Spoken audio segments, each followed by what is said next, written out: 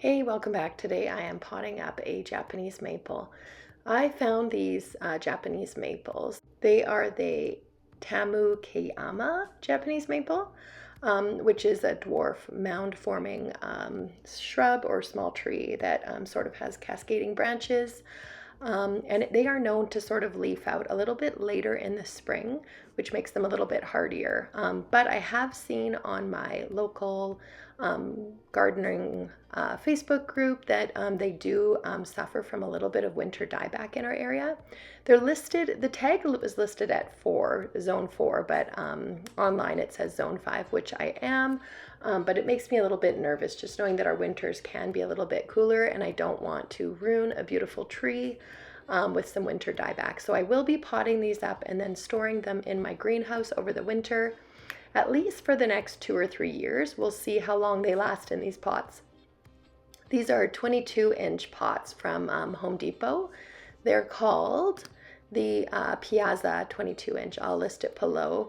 I'm in Canada. I'm not sure if these are also available on Home Depot in the States, but yeah, I'm hoping that these will at least give me 2 or 3 years, because I've always wanted a Japanese maple, and when these were on sale at my local nursery, I thought, yeah, I'm gonna pot them up in a large container and then at least be guaranteed a few years with them. And then once they outgrow these pots, I'll either pot them into a larger one or just put them outside and see if they do, like I said, suffer some winter dieback. Hopefully not, but we will see. So anyway, these are self-watering pots or planters. So we get very, very minimal rain, so I'm not worried about root rot with these. They do have a plug at the very bottom of the pot too if I do get concerned about too much water, but I'll be able to control that once they're in the greenhouse in the winter, because we do get a lot of snow in the winter.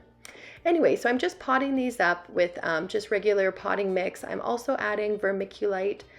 Because they are self-watering planters, they do tend to store a little bit more moisture, so I want to make sure they do get some good drainage.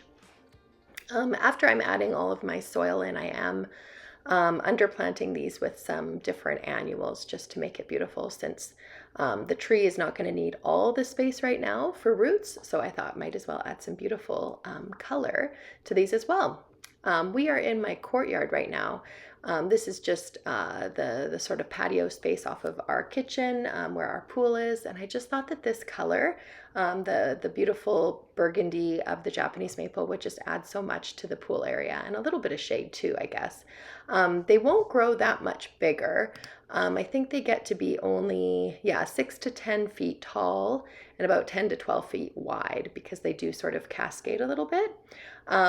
Japanese maples do handle full sun in cooler areas, but in areas where your summers are a little bit more extreme, they will benefit from some shade in the hotter times of the day. So knowing that these are in pots, I can kind of move them around to kind of see what they need and how they're doing. Right now I've got them in full sun, or at least one of them. I do have 2 pots. You can see just behind me, I've got another pot there.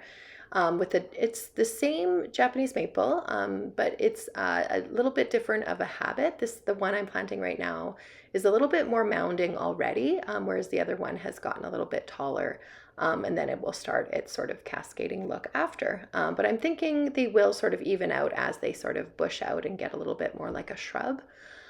Yeah, but really excited to have this color in our courtyard. We've got a lot of pots, lots of different annuals growing, but I think this will just add that sort of, I don't know, statement that I was looking for. And like I said, I've always wanted a Japanese maple. I've grown black lace elderberries, because that is a good alternative if you do suffer from really, really cool winters. That kind of gives you that same effect of that sort of lace leaf foliage. But yeah, really excited to have these in our yard. So here they are all planted up.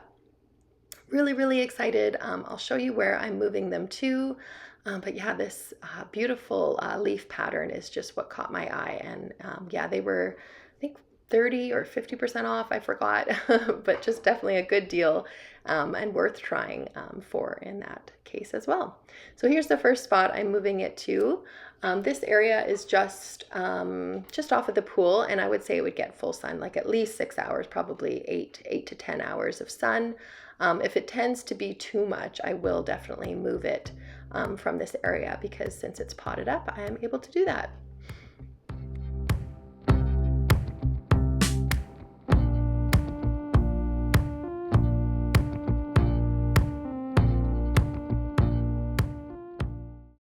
And here is the next area. This one gets a little bit more shade. We have a carport just behind here that shades it a little bit more in the hotter part of the afternoon, or later part of the afternoon. So if it doesn't seem like it's getting enough sun, I will be moving it. But yeah, just wanted to try it here because they're sort of right next to each other and I thought it would look nice. I had thought about switching these two because this is the shorter one, with a different sort of growing habit, and then the other one is taller, as you can see. So I might switch them because the taller one might mask some of the carport behind there, but I'm not sure yet.